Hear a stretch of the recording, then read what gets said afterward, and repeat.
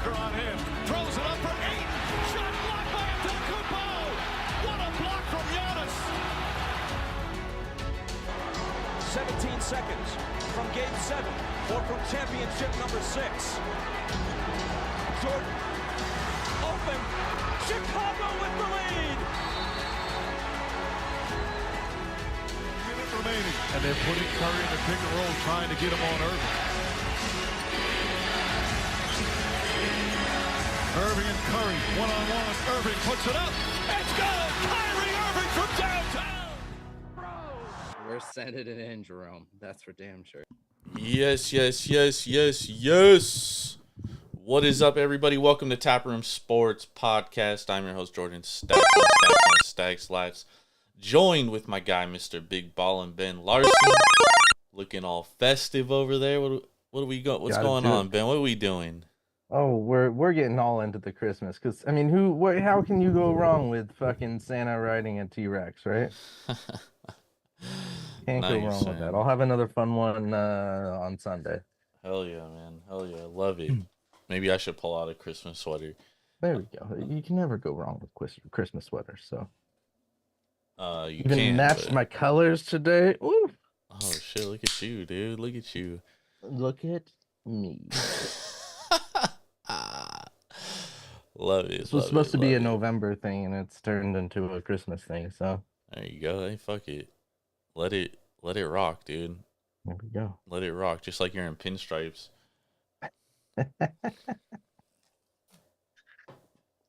Anyways. Oh man, I wish I was getting paid like I was in pinstripes. Yeah, that's true. We'll talk about that. That is true. We are being brought to you by the Sharps app, SHARPZ, straight to your mobile device. Use promo code JORD517. It's free to download, free to use. Track your bets, become a better Sharps app.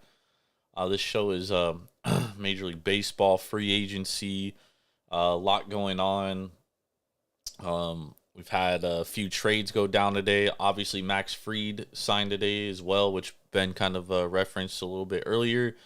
So we're going to hop all into that. We also have Garrett Crochet rumors to hit. Also, some speculation that Dylan Cease could be traded. Luis Castillo is on the market. Mariners listening to offers on him, supposedly. So a lot to get into, a lot to talk about. But first, let's start with the Max Fried contract. Do you have it up, Ben? I have it here. Max Fried. What was the contract? I don't have it actually up. Sorry. Fried is 8 years, $218 million. Yeah, 8 years, $218 million, man. So what was your first thoughts on the Max Fried acquisition? Holy fuck, that's a lot of money. Yeah. When you sign them as a team, like you're going into this knowing that like the back half of the deal is usually right. Like you're literally expecting like the front half to be like where you expect production. My biggest thing with Max Fried, obviously, first of all, is last year he only pitched 77 innings, and then this year, he was healthy, 174 innings. He did have a couple IL stints, but he did pitch 174 innings. But he was good. He wasn't great. He was good. Only about 8.57 K per nine, almost 3 walks per nine, which is pretty hefty. And so I was expecting more of like a 4-year deal. Maybe somewhere in like the 20 to 25 millions around there. When I saw that he got 8 years, I was very shocked. Shocked. And I honestly, personally, I think that the Yankees are going to be regretting this signing in the next, I don't know, 2-3 years. 3 years. Yeah. Yep. And hopefully I'm wrong, but that's I don't know if you can stay healthy, Ben. Yeah, the health is going to be a big factor of that. I mean, he's never pitched 200 innings. He's never reached 200 innings in any season. No, 185 and a third was his closest in 2022. And, coming off that year, that's where I could have seen him getting an 8-year contract for $218 million. Probably not, I mean, back to even 2 years ago, 218 million was, and 26.25 was still just astronomical for a pitcher. Yeah. So, but like seeing his numbers there coming off of the 2020 season where, yeah, you can't pitch a lot of innings, but he had 56 with a 2.25 ERA. 2021 pitched 165 innings with a 3.04. And then 2022, obviously his best year with a 181 point and a third innings with 170 strikeouts and a 2.48 ERA. Like that's where I could have seen him getting that long-term deal. But after an injury-plagued 23 and a better than a mid-year, but like a good year in 2024, like, And he's 30 years old. and he's going to be 31 on January 18th. Yeah, so starting next year he'll be 31. Yeah. So that puts his contract as through 39. Cuz I think that like 30-year-old mark for pitchers is like I wouldn't say plateau, but like once you hit that 30 mark, it's really like, you it's know, the start of the decline, and you're putting a lot of wear and tear on your arms, on your arm, excuse me. Earlier in his career, he had 2017 to 2018, he didn't have that many innings pitched. But then you get up into that 165 to 185 area, and you're going to be taxing your arm. And that's why I think it's it's a well, you said 2 to 3, I said 3. That's probably all you're going to get out of him. Maybe into the fourth year. I mean, but if you're the Yankees, you're hoping you get yeah, 4+, and then anything after that, you're basically is a win, I would say. They did go out and get their guy that they wanted. They threw out a high number, so he didn't have any other choices. Yeah, and this is the thing too, is like I'm seeing a lot on Twitter with like fan bases and shit, especially Red Sox fans, dude. They're like fucking so goddamn spoiled, man. Mm-hmm. They're like, when Max Fried signed with the Yankees, they're like, oh, like we didn't give a competitive offer, blah blah blah blah, and I'm just sitting there and I'm like, bro, like, who in their right, like, I don't think it's a smart move to give Max Fried an 8-year deal at $20+ million a year. Like, that's, to me, that's just, or $25+ million a year. Like, to me, that's just not a good signing, bro. Like, I wouldn't have paid him. And like, I heard that the Orioles were in on him, but the Orioles certainly weren't going to give him an 8-year deal, and it doesn't make any sense to. Yeah. And so, like, if you want your team to spend money just to spend money, like, you got to spend it wisely, dude. You can't just, I know it's not our money, right? So we could just be like, yeah, let's just throw out 200 and something million. But at the same time, like, bro, you still have like financial restrictions, right? You're playing within a box. Like, money isn't just fucking infinity, and plus you also have the luxury tax to deal with too. You know what I'm saying? So, like, just because the starting pitching market is insane right now, and starting pitchers are getting paid incredible deals, Stupid money, yeah, doesn't mean you should just go out and fucking throw stupid money at a pitcher just because you want to sign, just because you want to throw money out and sign a guy. Mm-hmm. And that brings up my next point with, we're hearing now that, like, Dylan Cease could be moved, that the Padres are willing to listen to offers on him, and Luis Castillo and other controllable pitchers. Before we get to that, though, let's talk about the Yankees lineup, their starting rotation. Yeah. Because you got Garrett Cole. Yep. Who's coming off of a year where he had injury tightness. Yeah, and he's getting older. You've got, and he's going to be your number one. Yep. Then you got Max Fried, who has had injury history in the past. They just, obviously just signed him there. Then you have Rodon, who pitched good last year, but has injury situations there. And then you close out with Heel, which obviously, coming off his rookie year, young, but is probably not going to produce like he did last year. No, I think he'll be better. You think he'll be better? Yeah, I do. I think he definitely has to learn some secondary stuff, but like he has elite stuff, the stuff that he does have. Yeah, I worry that you're going to have a sophomore slump there. I worry that he pitched out of his mind this year.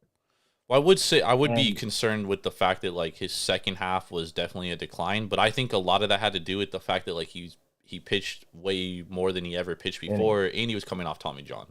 Yeah. So I do think that there's another injury there. Yeah, but I mean, he had Tommy John like a year ago. The odds of getting two are like, well, I shouldn't say slim to none, but they're not like, it's not. It's very few guys get two Tommy Johns. Yeah, and then you close out your starting pitching with Stroman. Very mid. Who's very mid, yeah. I mean, it's not a bad starting five. No. But you're hoping that injuries don't happen. Well, I mean, if you're any team, you're hoping injuries don't happen, and that's where your minor league. Yeah, but these are injury-prone guys. If you pop one of those guys out, you're going to throw Nestor Cortez up there. And we saw where Nestor the Molester. But I mean, he's good depth, though. Year. I would say Nestor is good depth. Like a guy that you could have as like a long reliever / spot starter. I think that's not a bad piece to have, but I mean the thing with starting pitching is like no team, very rarely, like the Mariners were like one of the first teams I've ever seen last year who basically had like their entire rotation intact all season, and they didn't even make the fucking playoffs, and their rotation had like 97 quality starts. But I mean, like it's so rare to have like your entire starting pitching staff, and that's why you have to have organizational depth. I mean, look at the Dodgers last year. Like, the Dodgers went through, like, fucking a million starting pitchers, dude. Yeah. And you have to have depth in starting pitching. And maybe the future is a 6-man rotation. Maybe that is the future. Who knows? But, I think having guys like Nestor and Stroman on the back end of your rotation, I think that's good. I think that's solid. Like, those are solid 4 or 5 guys because your 4 or 5 starters, you're really just throwing out there, and you're just hoping they eat innings to save your bullpen, dude, because you just don't want to fucking kill your bullpen in the regular season. So I mean, I think the Yankees are gonna have good pitching, and like their bullpen will probably be solid. They lost Clay Holmes, but Luke Weaver is really good last year, and hoping Leiter takes a step up. They might not have Glaber. Right, he's a free agent, and you obviously lost Soto, so that's a huge hole there to fill. You're really hoping Jason Dominguez can step in and be the prospect that he is supposed to be. But do I think I think the Yankees are gonna fight for. I think they're gonna push for the division, and I think they're gonna push for the playoffs. I just think their division is incredibly difficult, dude. That's a really fucking good division. And the Rays are getting McClanahan back next year, Ben. And Rasmussen's going to be healthy, and Jeffrey Springs is going to be healthy. So you have to factor in the Rays too. Yeah, it's just a hella difficult division. Yeah. Sorry. Now we can get back to the rumors that we're hearing out. Well, so it's perfect that we lead into that because I think the Red Sox. I think this is where we see the Red Sox become players in the starting pitching market because they have a plethora of good young prospects that they can trade. Rumors have been coming out, and again, these are just rumors. This isn't fact, dude. This is just rumors being spread around from people at the winter meetings and in the baseball world that the Red Sox are willing to trade Marcelo Meyer in a deal for a good pitcher, aka like Garrett Crochet, right? And then today, there's rumors coming out that Dylan Cease could be on the trading block because remember we talked about the Padres don't have a TV deal right now. So they're missing a lot of money. So they were already planning on cutting payroll. Well, Dylan Cease and Michael King are both free agents next year. They both are no longer under club control starting next season. And if the Padres are, have these financial restrictions, then they're going to be inclined to trade one of those two guys, right? And right now with the market that starting pitchers are getting, you can go get a Dylan Cease who's under club control, who you're gonna pay under market value, Ben, for at least a season, and you have the possibility of re-signing him, right? Mhm. But you don't have to, like, all you have to do is give up prospects. So it makes sense for a team like the Baltimore Orioles or the Boston Red Sox, who don't necessarily want to go out and throw an 8-year contract at a pitcher this year and overpay for somebody, and you can go get a Cy Young caliber pitcher and part with a couple prospects. So that's where I see like the Red Sox and the Orioles kind of heading in the starting pitching market.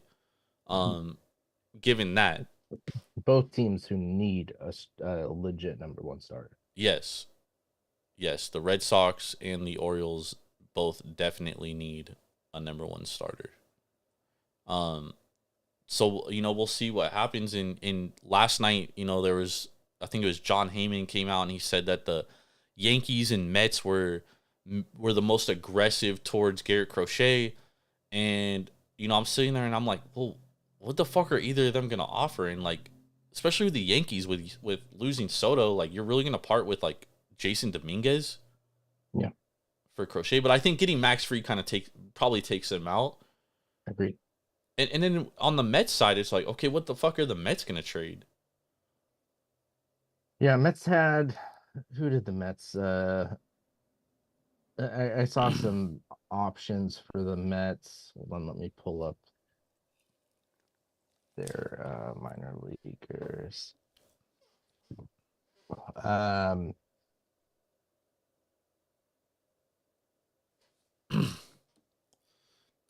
And remember, their what was his name? The God damn, his name just fucking slipped my fucking mind from the Mets. Obviously they have like Beatty, who they can trade, right? Beatty was going to be a piece, and then it was going to be, I believe it was Brandon Spratt,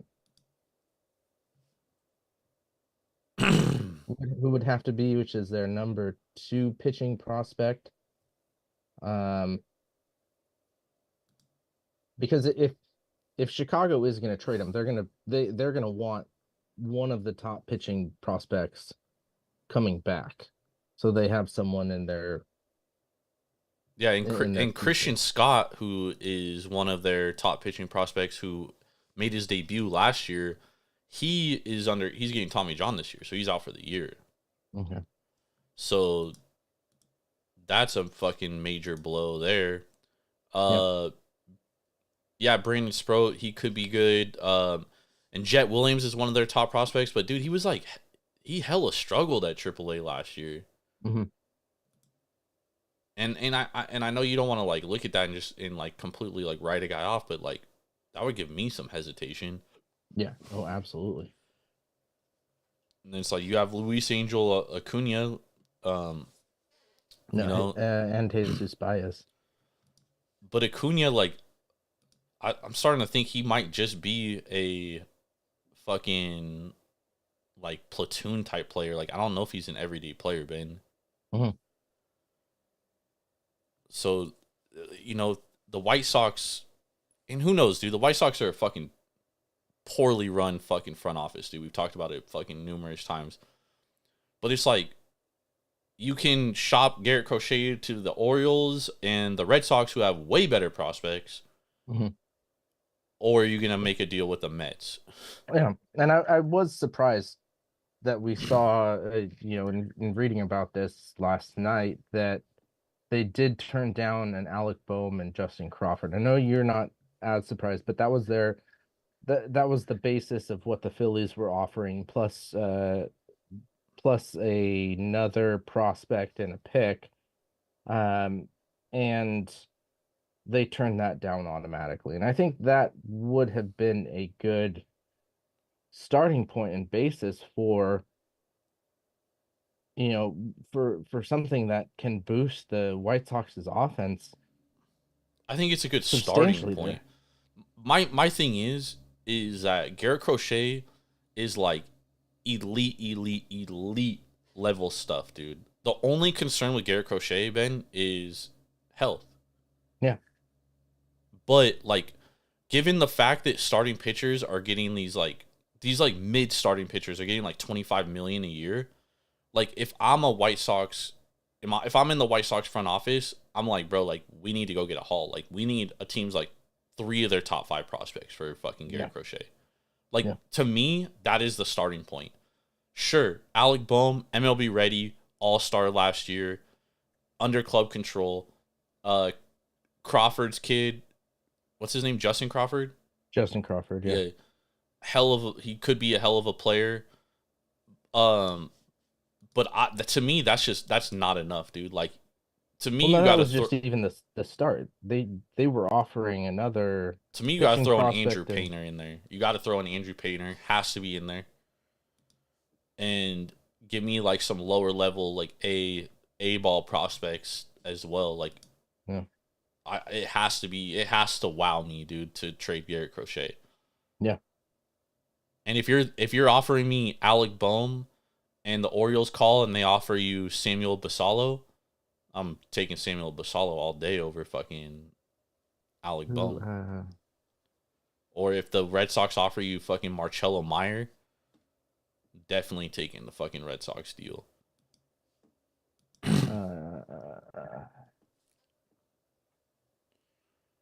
I know Red Sox have a lot of holes, but yeah, catcher is one of them. For the White Sox, yeah. Yeah. And Samuel Basallo probably he's up on your big league team by June next year. Yeah. And then on top of that, Ben, that's why I think for the Phillies, like, I think the Mariners make sense as a good partner because the Phillies can be like, okay, we'll swap Alec Boehm for fucking Luis Castillo. Then the Phillies get to, or I'm sorry, the Mariners get to dump Castillo's contract, right? And the Phillies only have him for 4 years and can afford to fucking waste $100 million over 4 years, essentially. So even if you don't get, and obviously the Phillies are hoping for Castillo to have a bounce back season. He had a down year last year, so you're hoping that he bounces back. But I mean, look at their rotation right now, Ben. Like, Castillo slides in as like their number 3 starter tomorrow. Yeah. And which is all you need him to be. And then they can go and they can sign Alex Bregman to fill third base. And I don't even think Alec Boehm is a full-time third baseman. Like, I think the dude is like a corner outfielder or first baseman more than he is a third baseman. I just think he only plays third base for the Phillies because they don't have anywhere else to put him. Because Bryce Harper can only play first base right now because of his elbow. So I think the Phillies are a good candidate for someone like Castillo. I don't see the Phillies getting. I don't think they have the type of prospects to get Garrett Crochet because all of their prospects, Ben, are in Double-A or low A. They don't have any MLB ready prospects. And I think if you're trading Garrett Crochet, you have to get at least 2 MLB ready prospects back. Yeah. Yeah, I think if you're going to trade Boehm to Seattle, I mean he's gonna have to play third base. They don't have a first baseman right now though. Luke Raley. Luke Raley's also plays corner outfield. He's their projected first baseman. You've got a Rosarina, you've got Rodriguez, and then you've got Victor Robles. Yeah, and Boehm can play third. I just don't think he's like an everyday third baseman for the rest of his career. You know what I mean? Like, I think he projects better as a first baseman / corner outfielder.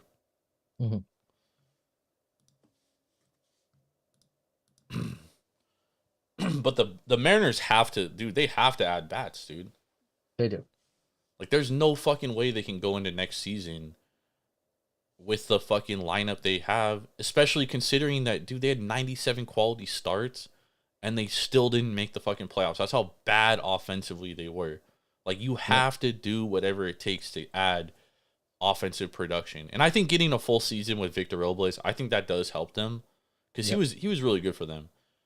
Yeah, and Rosarena, we know, is going to be a quality at bat for the majority of his season. Julio has got to come off of the slump that he had last year. I mean, even then, he wasn't that bad last year. 273. I mean, you want more than 20 homers out of him, but Yeah, he had flashes where he was like getting back into his groove, and then he got that injury, that back injury. yeah, Cal Raleigh got to step it back up again. Cal Raleigh's a Gold Glove fucking catcher though. Yeah. Yeah, offensively inept last year though. Yeah, he definitely didn't have the same year as he had the year before. Yeah.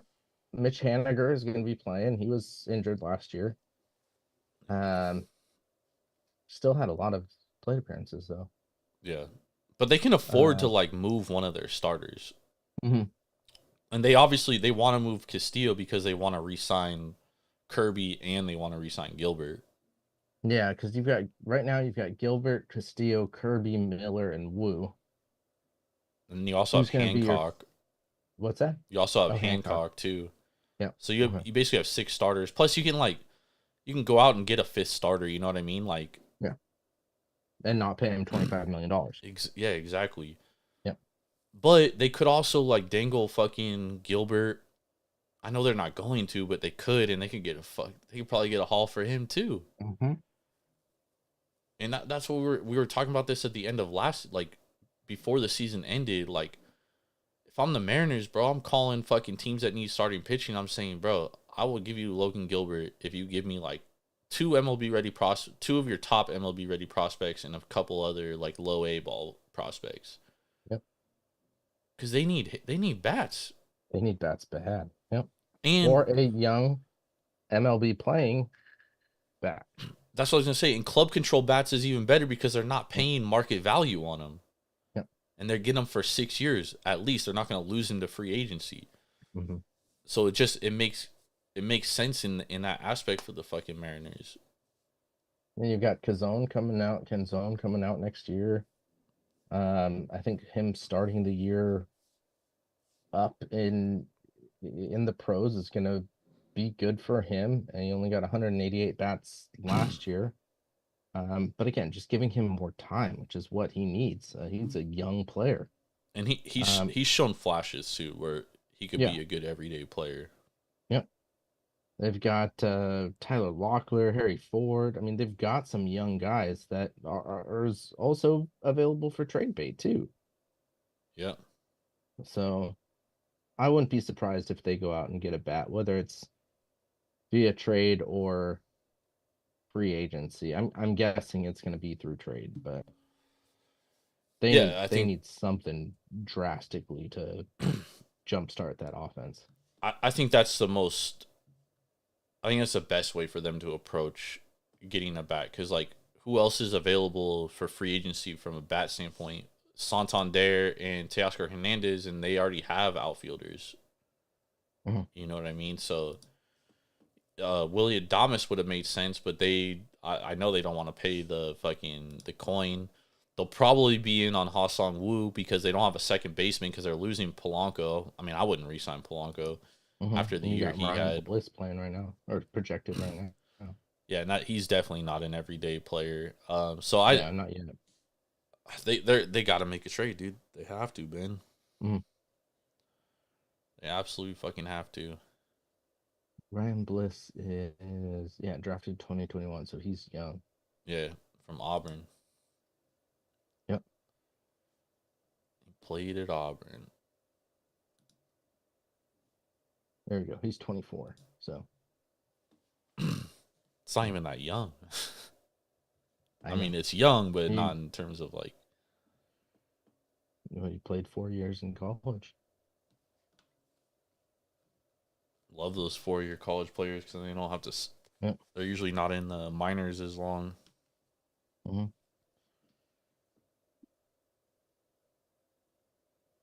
Let's talk about another pitcher who signed. Nathan Eovaldi. The Rangers. Yeah. $75 million for 3 years. Another mid-level pitcher. Mid to good pitcher signing for $25 million. Yeah. And Eovaldi's old. 34 years old. Yeah. He About to was be he'll be 35 before the season starts. the thing with Eovaldi that I like though is he is a big game pitcher. Yeah. He elevates when you need him to elevate. Like he was great for the Rangers in their World Series run. Mhm. He was great for the Red Sox in the playoffs when he was with the Red Sox. Trying to pull up his career postseason. Yeah, he has a career postseason ERA of 3.05, Ben, which is extremely lower. Not extremely, but it's lower than his career ERA. So that's the value of Eovaldi, in my opinion, is he elevates his game in the postseason. So if you're expecting to get to the postseason, he's a good guy to have. He has experience and he's good in the postseason. Now, would I want to sign him for 3 years, $75 million? No, which is why I think teams like the Red Sox and the Orioles kind of backed out because they were like, yeah, we want him, but we probably wanted him on a 1 or 2 year deal. Yeah. Yeah, but the 3 year I think is right where he needs to be. 3 years max. Like he's not going to go out and get a 7-8 year deal. And if anybody did sign him to a 7-8 year deal, Would have been crazy. they would have been insane to do that. Yep. But that, I mean, the end of his 3 years puts him at 38, and that's the same thing that we're looking at with Fried. Both have been injury prone. Both have been, kind of getting up in their age, and let's. I want to look at Evaldi's numbers through. Like, have we started to see that decline? Not because last year was one of his best years in 2023. This year he threw more innings than last year. He threw 170 innings this year, 3.8 ERA, 3.47 xFIP. So the numbers suggest he was better. He actually had a higher K per 9 this year too. So I don't hate the deal, dude. I just think that I think teams that wanted him were more looking at him for like a 1 to 2 year deal. I think getting that third year was big for him, obviously, but yeah. But again, he's a good pitcher in the postseason, dude, and I think that's where you're really getting the value with him, or that's where you're hoping to get the value, I should say. Yeah, Texas has to make the postseason. Well, Texas, barring health, because they're injured like crazy last year. Yeah, their lineup was fucking just thrashed with injuries. So if they stay healthy, they should be fighting for a playoff spot. Their division, not very good last year. And who knows what's up with Houston? There's rumors that Houston could trade Kyle Tucker.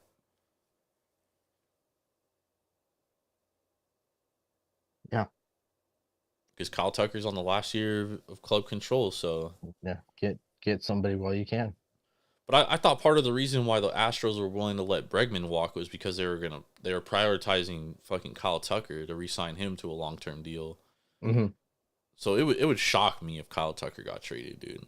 But again, Houston has some holes, and that's going to be another division where you have to go all in, because Texas is gonna have a better season than last year. Seattle is gonna have a better season than last year. Oakland's getting better another year, for these young guys. The Angels are the Angels. They're just they're fucking horrible. But then you have your Astros. So this is going to be a tough division. It's not going to be the lights out division that the East is, but they're going to have a hard time getting into the playoffs if you don't win that division. Yeah, there's likely not going to be two teams getting in there when you have the American League East, who's probably going to put 3 in. Yeah, I would say the next year the Central can put 2 in, East can put 2 in. I don't know about the Central next year, man. I don't know what the fuck the Guardians are doing. Yeah, I don't hate that too, but I don't hate trading. The Tigers are going to be good, the Royals are going to be good, and the Twins are going to be good. Are the Royals going to be good again? I don't know. I think so. Again, barring injury. Bro, they had a lot of guys have career years later. I'm talking older guys fucking Lugo, Waka. They had resurgent Salvi Perez. Salvi Perez was bad for 4 years in a row, and then last year he had a resurgence. Mm-hmm. Honestly, I think the Tigers are going to run away with that division in next year and get in the playoffs. Yep. I don't even know who's going to be in the rotation next year for the Guardians. Yeah, good. Well, if you know what we talked about prior to this is they just made the trade today to um to get Jimenez, but it looks like he's going to be on. Or sorry, Horwitz.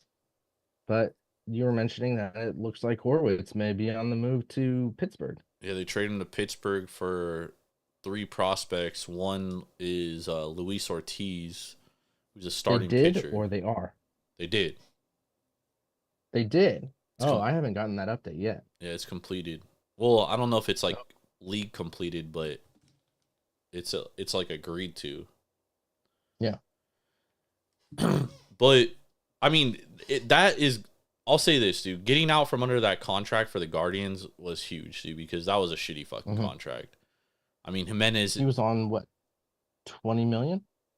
Yeah, for like 5 more years. And he has not lived up offensively to that contract. He's been great defensively. You know, he's a gold glover, platinum glover, but the guy just he hasn't been what they need to be at the plate when you're making that kind of money. Right? So it makes sense for them to move him. And then getting Horowitz, in my opinion, I was kind of like, well, why the fuck would they get Horowitz when he's basically like a first baseman? They have Josh Naylor and Kyle Manzardo. Like, that didn't make any sense to me. So it makes sense. There's been rumor that Naylor's going to be on the move too, or at least that's rumors. At the beginning of the off season. Yeah, that's rumors, and part of that is because Kyle Manzardo's there, and Manzardo's definitely like their future. So, you know, it makes sense, and also like, you know, Josh Naylor, he left a lot to be desired at the end of last year, especially in the playoffs as well. Absolutely. Yeah. So it does make a little bit of sense to shop him around and see what you can get. And this is the thing, dude, is like, you should never, in my opinion, there's very few untradeable players. Like, you should always be willing to listen as a GM. Like, because you never know, dude, someone could absolutely wow you with an offer, and it's like, dude, I can't pass that up. Yeah. You know what I mean?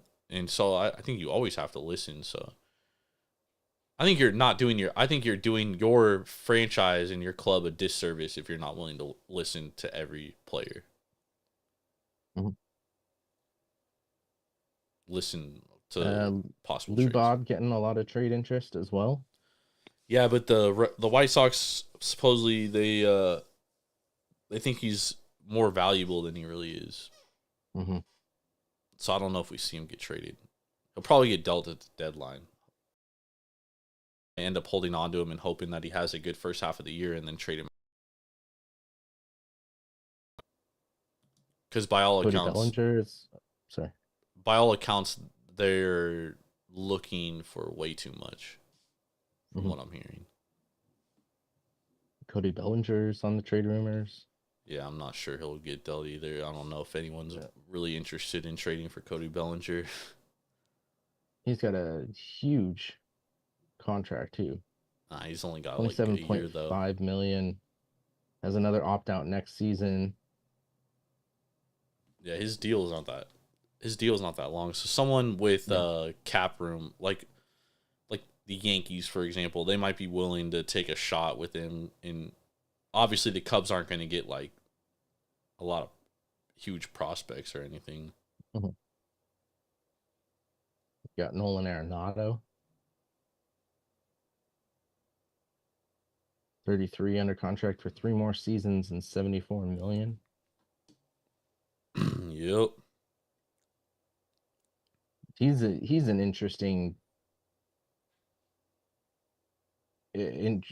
trade candidate because he's coming off 2 bad years? Who? Arenado? Yeah, and he's a lot older. And he's 33. Yeah. His swing speed's down. Like, those are kind of the guys that you want to like stay away from, but you know, if you can burn the cash and you don't have to give up a ton of prospects because the Cardinals just want to get out from under the contract, it doesn't hurt to take a shot. He only has 2 more years left on his deal? 2 or 3? 3. 3 years. 3 years, Yeah, 74 million. so even if he like stinks the last, like completely stinks the last like 2 to 3 years, it's like, as long as you don't have to give up a lot. Shit, going back to Seattle, did they go and sign Polanco? No,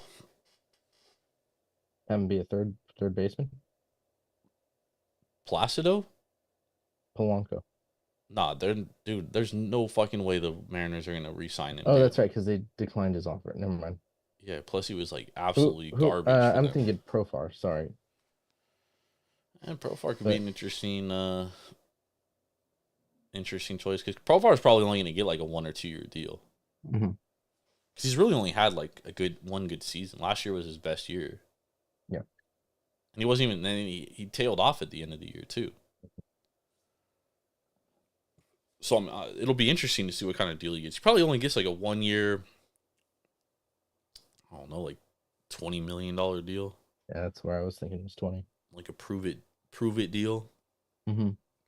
He's probably gonna end up with the Red Sox or the Yeah. Yankees. Yeah.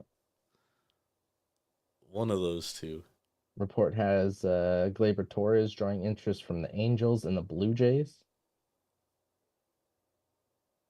I mean, the Blue why the Jays just Blue signed Jays Gleyber would- Torres, dude. I mean, they just traded for Gleyber. Where are you gonna? I mean, not Gleyber. Jimenez. Where the fuck are you gonna put Gleyber at? Yeah. Yeah, because you got Bo at second.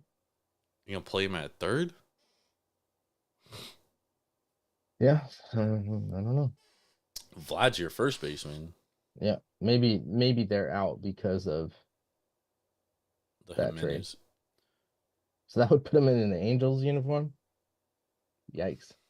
Yeah, that's an Angels type signing, dude. So Oh, absolutely. And they'll way overpay. So apparently they're trying to trade Taylor Ward too, which is interesting. What's it? The Angels fucking goddamn, dude. That's one of the worst fucking franchises, bro. Like, I don't know what the fuck that team's ever fucking doing, bro.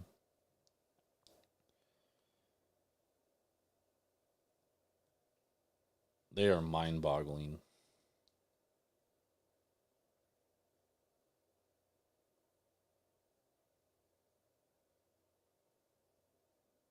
There's rumors that part of the reason why the Mariners are shopping Castillo is because they want to sign Pete Alonso.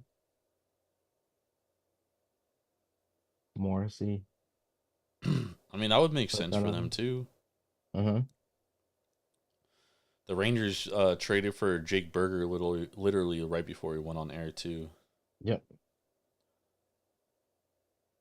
Yeah, I mean, getting out of the White Sox system is going to be good for any player. So I wouldn't be surprised if we see Cheeseburger get a little more of an uptick.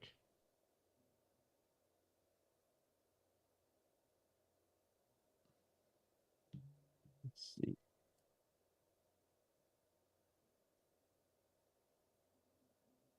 Burger. Oh, I guess he got traded to Miami, so. But even then he had 1 year in Miami. Okay. Cheeseburger in paradise. Can't sing that song in that. Let's see. How did he do last year? Berger? He had 29 jacks. In Miami? Oh shit! Paranormal in the Funhouse. New subscriber here, Yankees fan. Just checking out, seeing what free agents been recently moved, and if that's what you guys are watching for, definitely here to listen. Any free agent moves in the past hour for teams? Jake Berger. Wonder what they're doing with Nathaniel Lowe now. I think they're gonna keep Nathaniel Lowe. I think they're gonna fucking platoon them and move Jake Berger.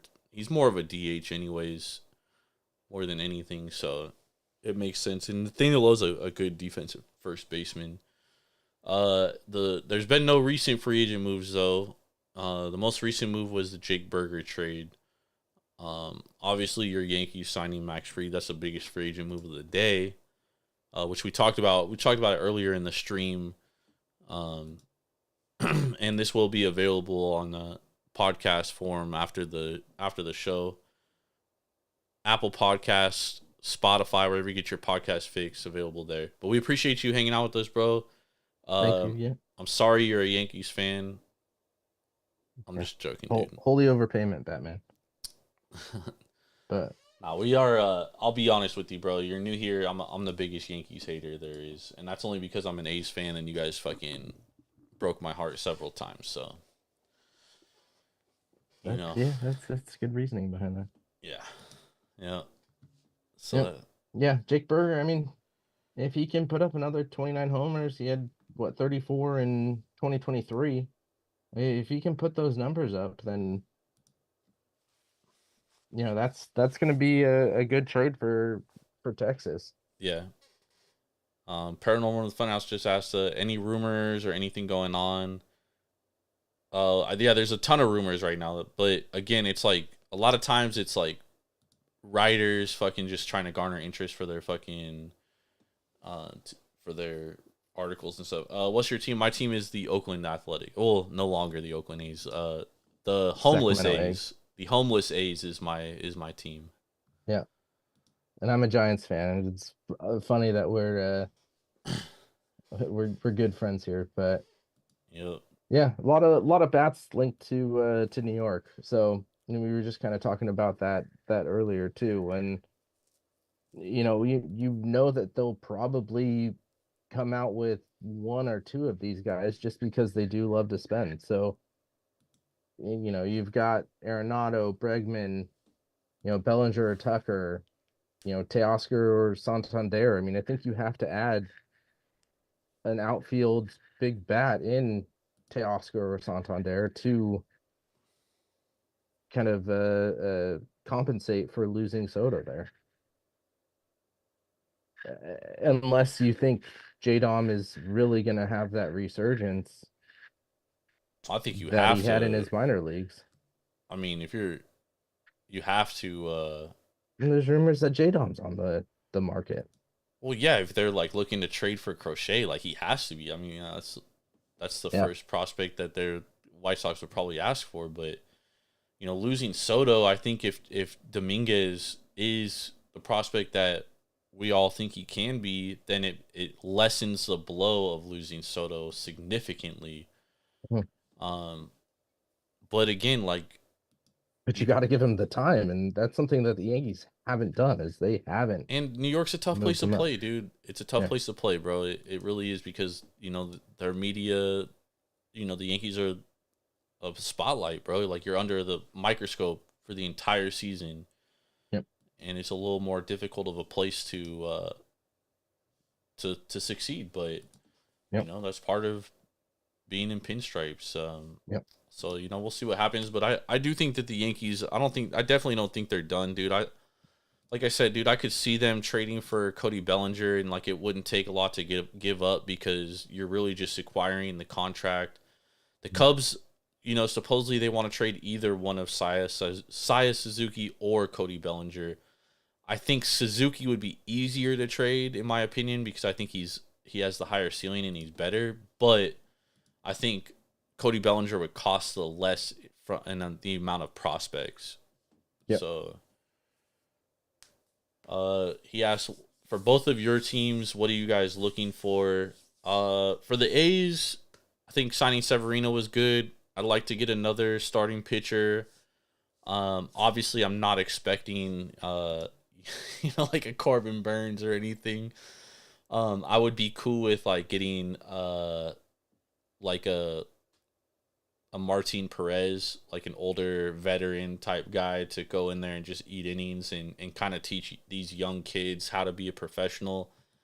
We have a really good young lineup, so I don't really want to hinder that with any like other position players. I kind of just want to ride into next year and hopefully carry over the momentum. Our bullpen is intact. Obviously, we still have Mason Miller, who's arguably the best closer in baseball. So really, it's just about building towards getting to Vegas and learning how to win. And I think the team learned how to win in the second half of last year. And I think just taking that step forward next year and hopefully competing for a wild card spot, I think that's, really what I'm looking forward to for the A's. Ben, what about your Giants? Pitching, more pitching, a couple more pitchers, and and pitching. I mean, it's the weakest point, especially with losing Snell. We need another. I mean, we need a legit number one. I don't think Logan Webb is a number one anymore. I think we've got two good, 2 and 3s. I think if you can have Robbie Ray and Logan Webb being, your fallback guys there, and that, leaves, Harrison and Black as your 4-5s. We've also got oh my God, who was the guy who was hurt last year? Why can't I think of his name? Hayden Birdsong? Birdsong and no, the pitcher that we brought in and converted from relief to a starter. He was originally a starter, then went to relief. Jordan Hicks. Thank you. Yes. I think we can rotate any of those guys for our 4 or 5, but we need a legit number one after losing Snell. And then we need to completely revamp the bullpen. Both of the Rogers brothers, see you later. But you got Ryan Walker. He's legit. Yeah, Ryan Walker is great. Hajeli's great. Duvall, I wouldn't be surprised if he's used as trade bait. Nah, Buster Posey came out today and said that they're not trading him. They're not trading Duvall, huh? Yeah. I mean, he's likely not going to be your closer anymore. So yeah, he'll probably be your setup guy. Walker's probably your closer. But again, we need to go out there and get a legit number one. And to be honest, I don't know, with the available people left, who you're going to get that is going to be your number one. Is it going to be Flaherty? Is it going to be, and also guys who are not mid-30s. Flaherty 29 could be a possibility there. Yeah. I don't think Flaherty's a number one though. Yeah, I don't think. Yeah, Cal Quantrill, definitely not a number one. I mean, really, Corbin Burns is like the only free agent left that's like a true ace. But yeah, but even him, like his stuff has declined over the last 3 years. Like his swing and miss, his K number, he was in the 53rd percentile last year. So like, it's really buyer beware with him. Again, like Marco Luciano, that's another piece that they could look to trade for and get a good quality arm under club control. So it'll be interesting. I mean, I know the Giants are like one of the top 2 teams in on Corbin Burns, but I'm telling you right now, bro, like whoever signs Corbin Burns is going to be regretting that fucking signing in a couple of years. Yeah. And that's going to be another long-term deal where he gets way overpaid. He's going to get at least 7-year deal. Yeah. 6-7 year another 30-year-old getting a 7-year deal, 8-year deal that's going to put him, closer to 40. And I will say Corbin Burns is pretty durable, Ben. So even on the back end of that contract, like if he learns how to pitch, like as his stuff regresses, if he like learns how to pitch with it, similar to like Verlander did, right? I think he could still be a productive starter, but he has to understand like, okay, like I don't have that swing and miss stuff anymore. Like I need to pitch more to contact and get more ground balls and induce ground balls. Yeah. He asked, who's the best free agents that are still available right now? Corbin Burns, Santander, and Teoscar Hernandez are like the 3 best free agents that are still available. As far as a free agent that nobody's talking about, I would say Jerickson Profar is probably up there.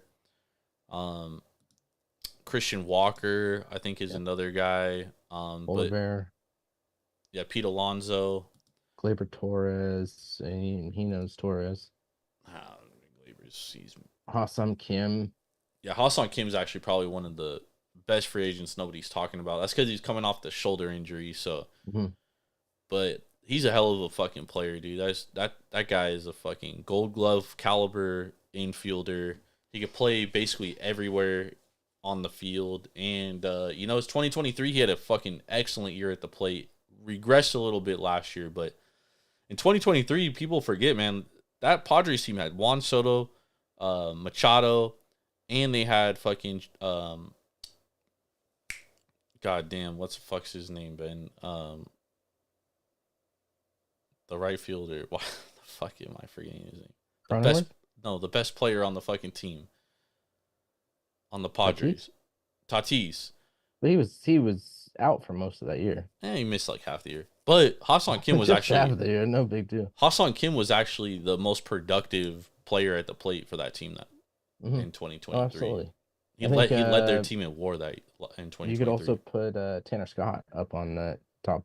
Yes, Tanner Scott as well. Oh. Tanner Scott as well. But I think he's looking for a mega deal. Yeah. Again, 30 years old. Yep. It'll be interesting. He said, I always loved Torres. It was a bad year, though. Yeah, man. I mean, Gleyber Torres is another one of those Yankees guys, man, that, they refused to trade earlier because he was a highly touted prospect and, like, he just hasn't lived up to it. And, I should say he hasn't lived up to, like, what he was supposed to be. I'm not saying he's not a good player. He's a good player, but, yeah, man. Yankees, you guys kill your players. I'm surprised Jock hasn't signed with Colorado yet. He's hoping out and wishing for any other team to sign him. I mean, who knows, dude? He had a good year last year, though. Yeah. The only problem is, like, he can't hit lefties, dude. So he's really, like, truly a platoon player, and, like, he's kind of regressed as a fielder too. So he's more of like a DH now. I think that's the hesitation with him. That would be a good fit. That would be a good fit for the fucking Mariners, actually. That's who the Mariners should go get. DH instead of Haniger. Or just platoon because Haniger is a righty. Yeah. Would make sense. Would make sense for both of them. But yeah, there's a lot going on. Obviously, the winter meetings are right now. A lot of rumors. Garrett Crochet rumors. Dylan Cease rumors popped up today. But again, a lot of this is like just he said, she said, and again, like a lot of writers and insiders, they push these narratives to get more clicks. So you never know what is actually going on, because I mean, no GM is going out there and being like, hey man, we're gonna do this or do that. They're never like outright, forthright. He said defense was not great, but he did hit some bombs. They need to learn how to manage these players better, but what can we do? Yep. I mean, there's only so much. Players got to play, dude. There's only so much you can do at the end of the day. You can set them up for success, and it doesn't guarantee it. Never. Success is never guaranteed. Yep.